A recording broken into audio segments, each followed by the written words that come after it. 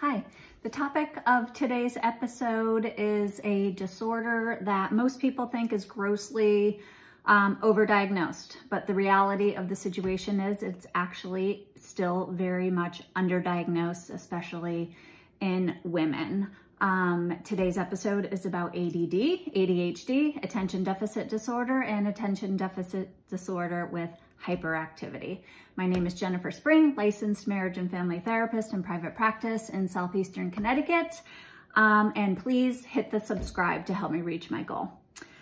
Today's layout of the session is I am going to talk to you about common traits that you are experiencing if you are an adult with ADD. This is going to be really good for you if you are indeed an adult with ADD, if you suspect that you are, or if you are a partner of somebody with it. It's going to help you really understand what's going on with your partner, what's going on in the relationship, and what you can do to help him and your relationship. For purposes of just making this easy, I am going to refer to the patient as a he. That does not necessarily mean that more men have ADD than women. That is not the case. But just to make it easier, I actually made a list of patients that I currently am working with that have adult ADD, and there's 20 names on this list.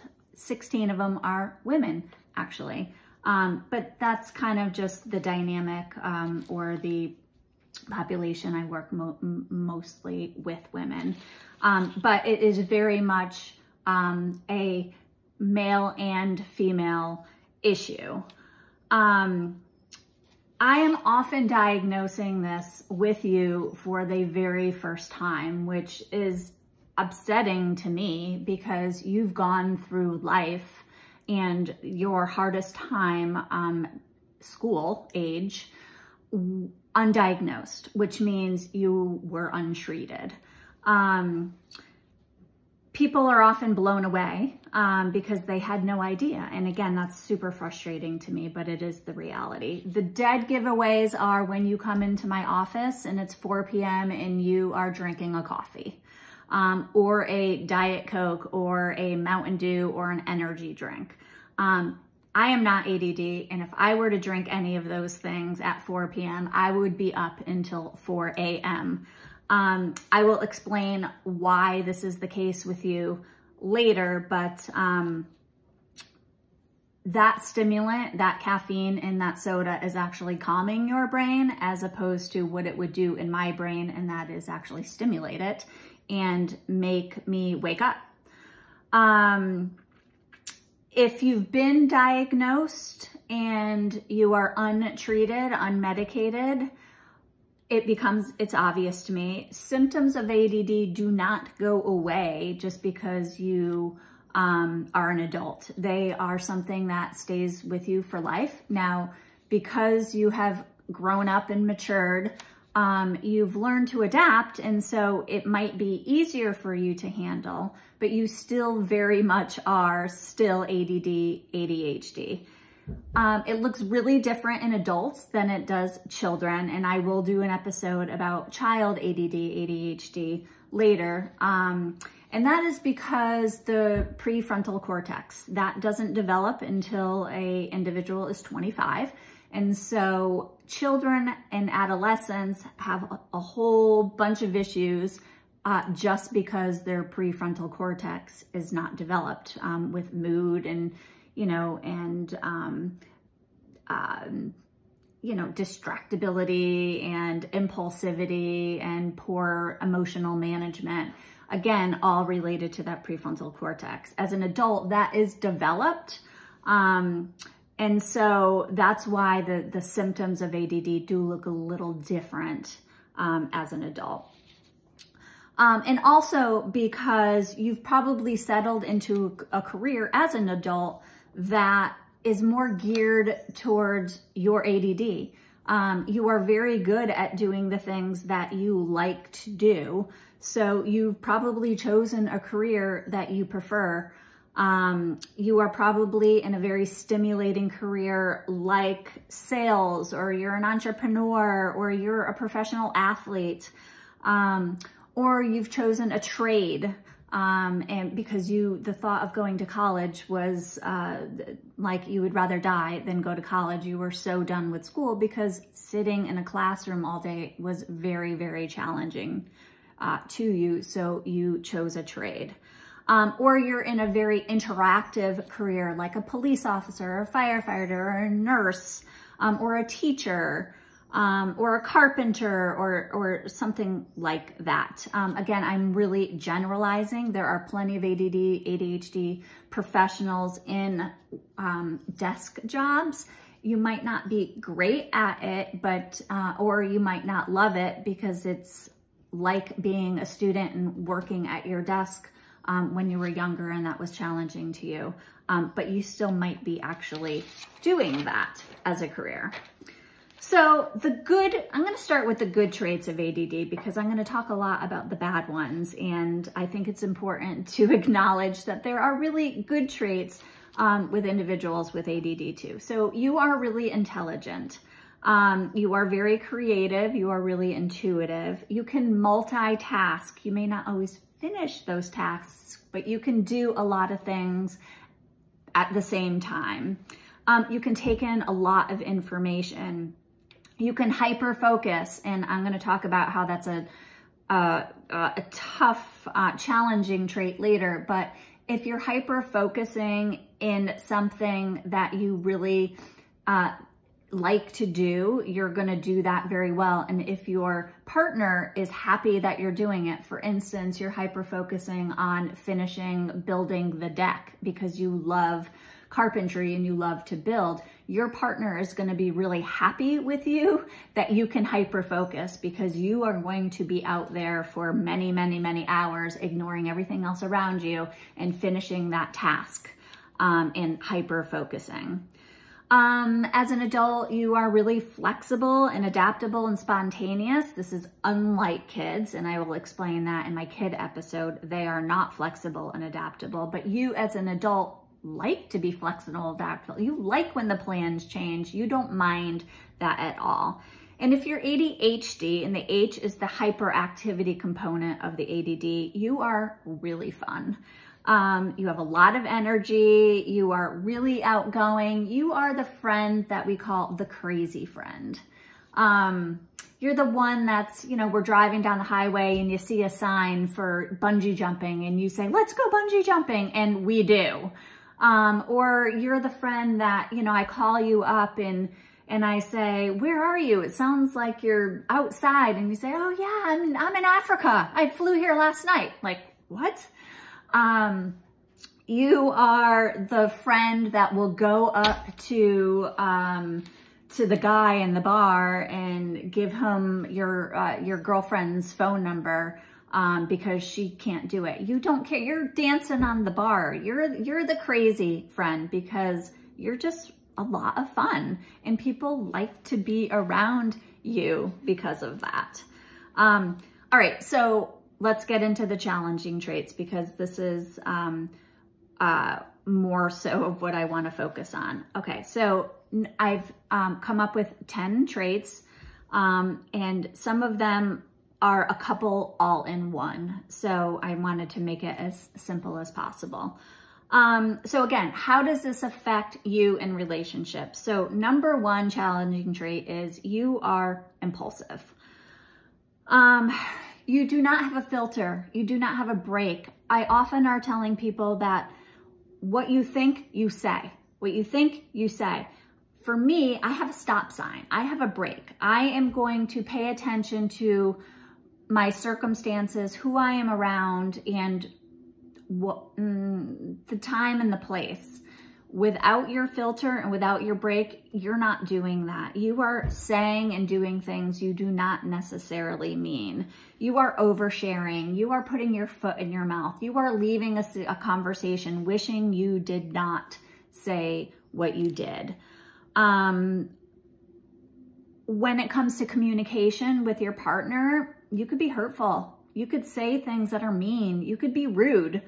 You could lash out. You could be insensitive. You could be hurtful. You can interrupt a lot. You could be really inconsiderate. When it comes to behavior, your impulsivity, you overspend. You change your mind all the time. You are changing your plans, our plans. You are changing our vacations. You are changing jobs, perhaps. You are shopping too much.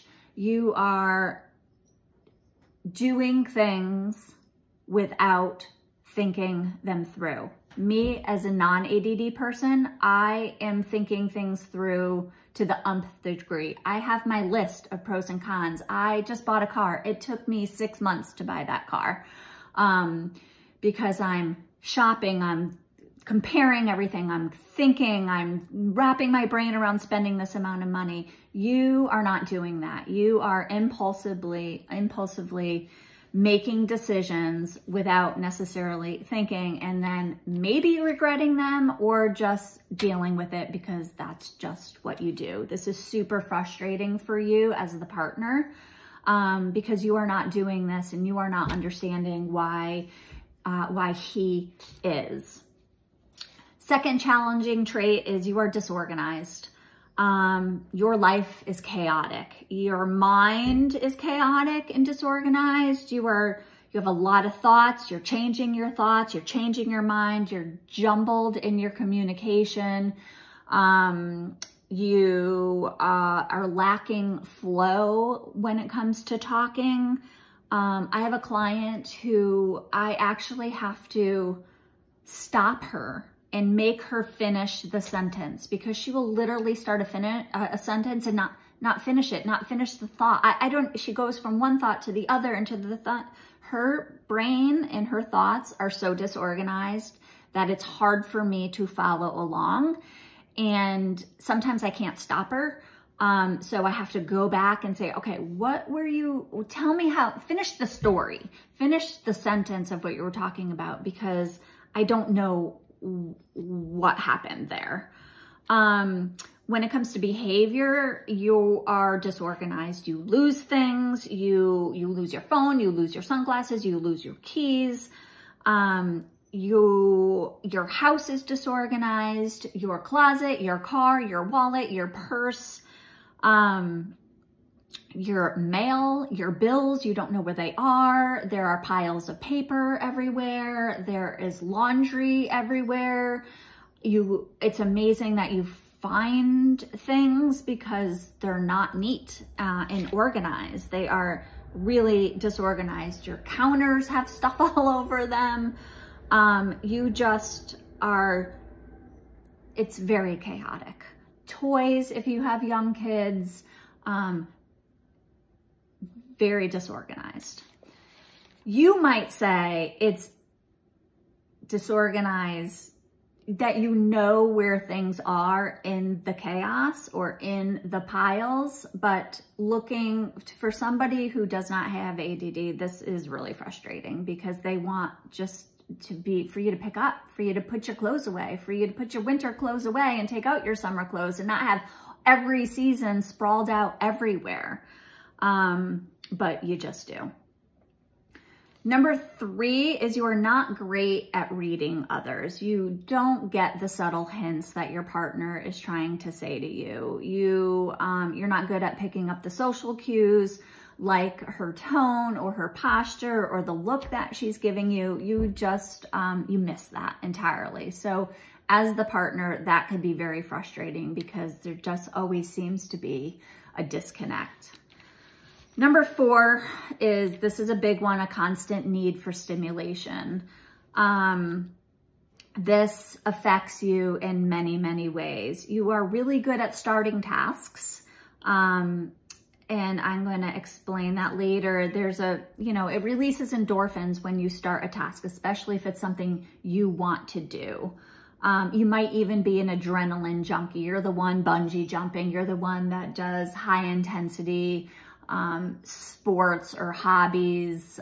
You're not playing golf. You are doing, you know, heli skiing or motorcycle riding or, you know, dirt biking. You are surfing. You're just doing high stimulation, sometimes really dangerous, not necessarily dangerous, but high stimulation. I mean, you might be playing golf. You might struggle with a golf game because you have a hard time focusing. We'll get to that one later. Anyway, need for constant stimulation.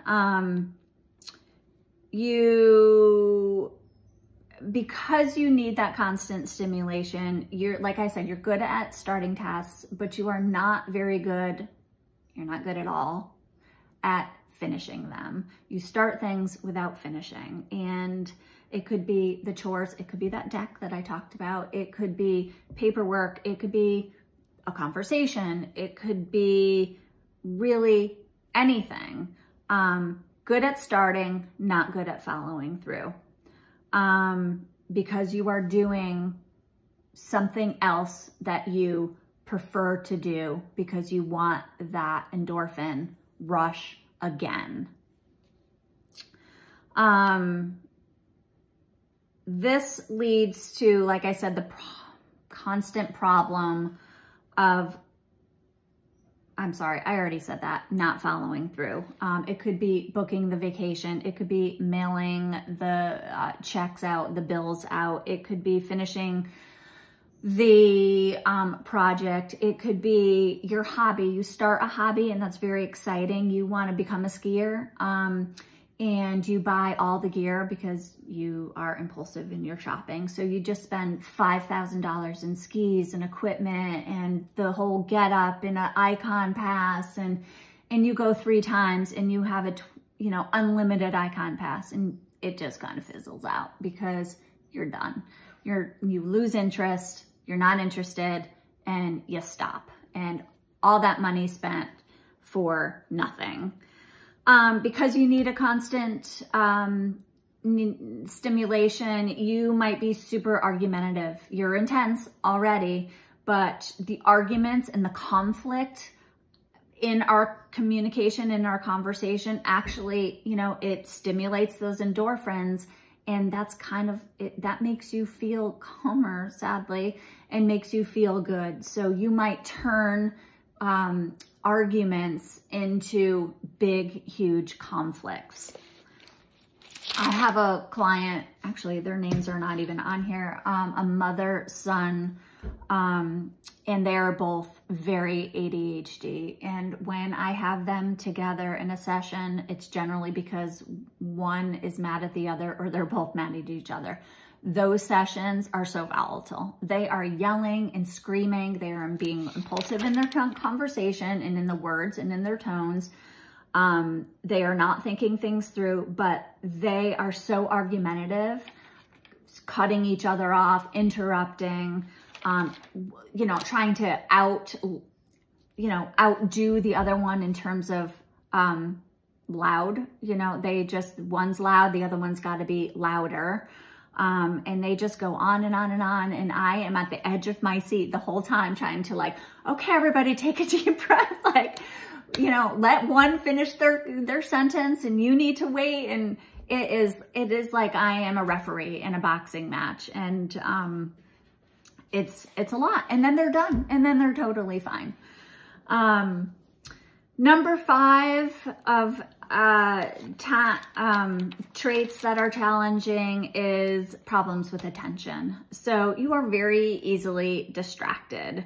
And again, that's also why I said earlier, you're not finishing what you start. You see something that is way more stimulating. I call it, with my adult clients, the shiny ball. You want the shiny thing. So this thing that is dull looking and getting boring and monotonous, you're looking for the shiny thing. And that's, so you're having a problem staying on task and paying, attention. When you are easily distracted, how it affects your communication is You might not be able to comment on what your partner just said because you didn't even hear her. You are distracted with what's in your head, what's on your thoughts, or maybe what's on your phone, or what the dog is doing, or what your kids are doing, or the rain outside. It could literally be anything. You are very distracted. You might be distracted and it affects your communication, that you think that you told her something that you actually never said. You thought you said it, but you didn't say it. You thought you told her you were going to be home on Thursday night early, or you thought you told her about the work trip, or you thought you told her about the deadline, or that she needed to be ready by 5, or that you didn't want her to buy that thing because you already bought it, but you didn't tell her. You were distracted during that conversation, and so you forget. And she's left super frustrated because, again, there is a disconnect all the time. There might be an inattention to details because you're distracted. You don't notice her haircut. You don't notice she changed the color of her hair. You don't notice that I've got my hair is darker. You don't notice that she's lost weight, or that she moved something in the house, or bought something new, or something that she wants you to recognize or notice. You do not pay attention. You are inattentive to those details because you've got other things on your mind. You might change the subject constantly, so you never really tell the whole story. Like I was saying earlier with my client, she is so distracted by everything else that she wants to say that she has a hard time just being attentive and staying on task of what she is actually talking about. People with ADD, ADHD are often talk really fast because they feel pressured to communicate before they forget. And this happens a lot. Problems with attention, hard time with distractibility. Number 6, you are forgetful. I know all my ADD clients also, if I hadn't already diagnosed them, because they're the ones that no-show. They are the ones that come late. They are the ones that can't remember what time it is. And so they are texting me, the day of, hey, is my appointment at 12 or 5? And I don't mind that. I understand. And these are the tools that I eventually teach them how to do. But you're forgetful. You forget what time, your wife said that she needed you home, what time the party starts, what time, the day of the school concert. You forget people's names. You forget important dates like your anniversary or the day you guys met.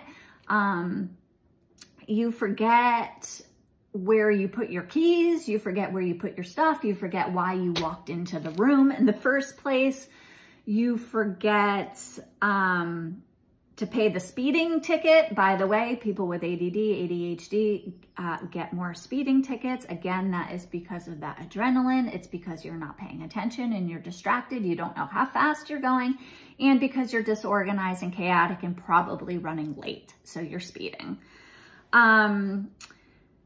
You are forgetting a lot of things, and that makes, let me just say, you're forgetting to pay the bills. Sometimes you're forgetting really important things, and then they have consequences, which leads to that chaotic life. You might have really poor credit, for instance, and not then be able to get, a loan for the mortgage that you want to buy the new house, just because you can't, you're distracted, you're forgetful, and you're forgetting to pay the bills on time. So you have all kinds of late fees. I had a client once that was paying like $200 a month in late fees just for her regular, constant bills. That's not going to happen with a non-ADD person. So if you are a partner, you're going to be so frustrated with this and not understand what is going on. And also this forgetfulness is making partners feel like you're not trustworthy, you're not dependable, and you're not reliable. And that's going to affect the relationship. Number 7 is you can hyper-focus. So I said earlier, that could be a really positive trait, especially if your partner is, if you're doing something that your partner is happy that you're doing and wanted you to get done in the first place. But if you're hyper-focusing on something that she doesn't want you doing, like you're scrolling on TikTok, you are obsessive with your work, you are honing on things that she doesn't care about and are not important at that moment, and you're ignoring everything else. So, you know, everybody says, I can't possibly be ADD because I can focus just fine. Okay, you can focus just fine on the things that are shiny, right? But just because you're focused on those things, chances are you are ignoring everything else around you. Your kid asking for you, the 5 other things that need to be done at that moment, they're being ignored, and you are not doing them because you are hyper-focused and honing in on getting some stimulation from something that's really not important. Partners are often left feeling ignored and really dismissed and kind of invisible. Number 8, you have very poor time management skills. You always underestimate how long something is going to take. So you think work is going to be wrapped up and you're going to be able to wrap up that meeting or that project at work by 5, no problem. But you're getting home at 7:30 and still have to work until midnight when you get home.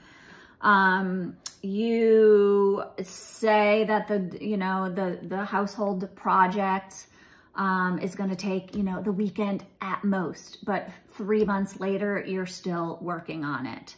Again, because you're distracted all the time and having a hard time paying attention to what you're doing to actually finish the task. You want the shiny object, you're losing interest, you're choosing the thing that has more stimulation for you. So it's hard to finish what you start. It takes longer.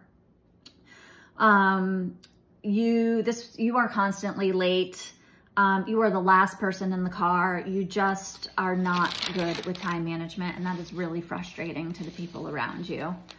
Number 9, you are fidgety. You are moving all the time. You can't sit still.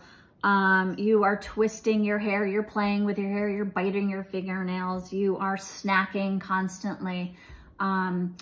That makes it really hard to settle down with you, and sometimes or even have a conversation with you, because to or have a dinner, sit at the table, you're up, you're down, you're moving, you're warming that thing up when, we're all sitting waiting for you at the dinner table. You're not ready. And in conversations, it makes it hard for you to kind of just sit and have eye contact and look. And often I say, it might be best to have a conversation with your partner when you're kind of moving, when you're walking, when you're working on a project, when you're doing something else, so that they are multitasking and kind of getting that fidgety energy out. Lastly, number 10, you have a hard time controlling your emotions. You use so much mental energy in trying to just pay attention that your brain, you kind of have meltdown, and it becomes really difficult for you to deal with the negative emotions like frustration or being tired or stress or conflict. And this is happening, your prefrontal cortex is just kind of shutting down, or it's becoming stimulated and it goes after. You get really argumentative, and you prolong that conversation or that negative emotion.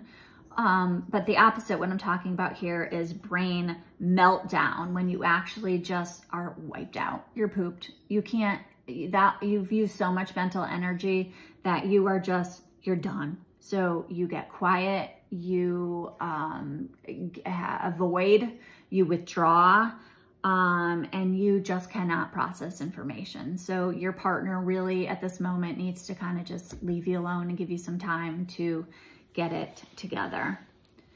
All right, so when you put all this together, what does this look like? Your partner, you're dealing with somebody who doesn't follow through, gets bored, gets stuck in their thinking, is really disorganized, has a chaotic life, is forgetful, is routinely late, is argumentative or shuts down, is inconsistent, is not a good listener, is not a good communicator, and someone who is a wonderful person, but seems really inconsiderate. So it sounds so hopeless. I'm sorry to make it sound so hopeless. It's not hopeless. This is not a character flaw or personality disorder. That's hopeless. It's a medical condition. And because it's a medical condition, it has a medical treatment. The body and the brain are deficient in amino acids and raw materials. So we need medical treatment to correct that. So what do you do? Number one, see a therapist. Take your partner, take her advice when she says, you need to see somebody. This is driving me crazy. Because it is. She doesn't get it. And it's chaos, and it doesn't need to be.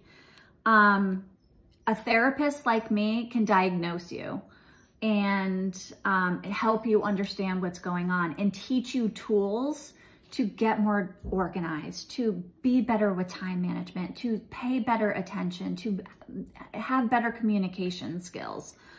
I will then refer you to somebody that can medicate you. You know this, you know, I'm very holistic. I talk about this nearly every session. I want you to be on the least amount of meds possible. I want you to handle your physical and mental health with better diet, real food, exercise, and supplements, and good sleep. When it comes to ADD, ADHD, the most effective treatment are meds. So I'm going to refer you, maybe your primary care doctor, but I would prefer you to see an APRN, a psychiatric nurse practitioner, where all they do is mental health stuff. ADD, ADHD, depression, anxiety. They know what is going on in the brain. This is all they do, whereas your primary care doctor does a little of everything, right? They do just psychiatric. So they know all of the psychiatric meds, what's going to work for you, what is not going to work for you. They're also probably going to do a cheek swab, a DNA test, a gene test, which I strongly recommend for anybody that's going on psych meds. Because you're going to get this beautiful printout of green column, yellow, and red. Green column are all the meds that your DNA, you metabolize well. You will have the least amount of side effects from the meds on the green column. Red column, obviously, no, your body doesn't metabolize them. You're not going to do well. You will have side effects. Yellow are, it could go either way. It could be an option if something on the green doesn't work. It's not perfect science, but it's a really, really good roadmap and a really good place to start. Sometimes somebody can do really well on 10 milligrams of Adderall, but they're going to do terrible on anything more than that, or any combination of that. So meds, there are two different kinds of meds, stimulants and non-stimulants. So your stimulants are your Adderall, your Ritalin, your Concerta. Your non-stimulant is something called Strattera, or something like it. Now, if you are an adult and you are going to see an APRN for the very first time and walking into them and saying, I'm ADD, but I'm 35 years old, they are probably not going to put you on a stimulant right off the bat, because addicts go into doctor's office at 35-year-olds saying, I'm ADD and I've never been diagnosed. They want the stimulant because, again, a non-ADD brain is going to take Adderall, a stimulant, and be high as a kite. You are going to take a stimulant and be cool as a cucumber, calm, focused, attentive. The chaos in your brain, all the noise in your brain is going to slow down and quiet down. Somebody once described it to me as, you know, when you're driving along and it is pouring rain and it is loud on your windshield and your windshield wipers are going on high and they are working so hard to clear that rain, but it's chaos on the windshield. It's loud and it's a lot. You drive under the overpass and it gets really quiet and the rain stops hitting the windshield. And then you come out from under the overpass and there it goes again. The loud, the chaos, the rain, the squish, the swash, swish, swish, swish, swish. That's how somebody described going on Adderall for me. And I thought that was incredible analogy. Their brain just got quiet and they saw things that they'd never seen before and heard things, and just, it changed their life. So again, if you're going in for the first time, you're probably going to start on a non-stimulant, which is okay. That might be perfect for you. Or your doctor is going to realize you truly are ADD and you will benefit from that stimulant, and eventually you will get the stimulant. The stimulant acts like Advil. You take it in the morning, it works throughout the day, it's out by evening, and you sleep. A non-stimulant you are going to take every single day and build up. It's going to build up in your system and work over time. You need to take that consistently. The stimulant you can take, I prefer you to take it consistently, but if you really only want to take it Monday through Friday during your work week and take off on the weekends, you can. Or if you really want to take it only on the weekends, because that's when it's chaos and family and kids and projects and chores, and it helps keep you on task, you can take it that way.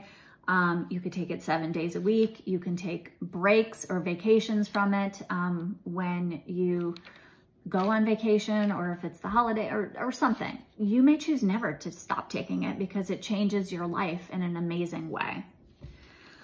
As I always recommend to everybody, exercise is really important for an ADD brain because it releases those endorphins and will calm you down.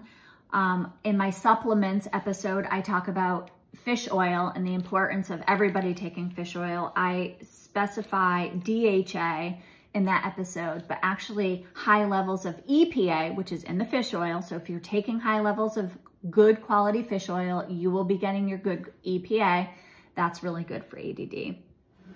There are a lot of supplements out there that are said to help with ADD. I've never found those in all of my 27 years of working with patients with ADD that anybody, it's life-changing. I mean, if you're really opposed to medication, I suppose anything is better than nothing. But there are a lot of supplements, and I'm not even going to list them because I just don't recommend them necessarily. And of course, if you improve your diet, lower your sugar, stop the energy drinks, decrease the white flour, decrease the processed food, decrease, I said sugar, I think, and the artificial sugars, and the dyes, the red, the yellow, the purple, the blue dyes. I talk a lot about that with my kid ADDs.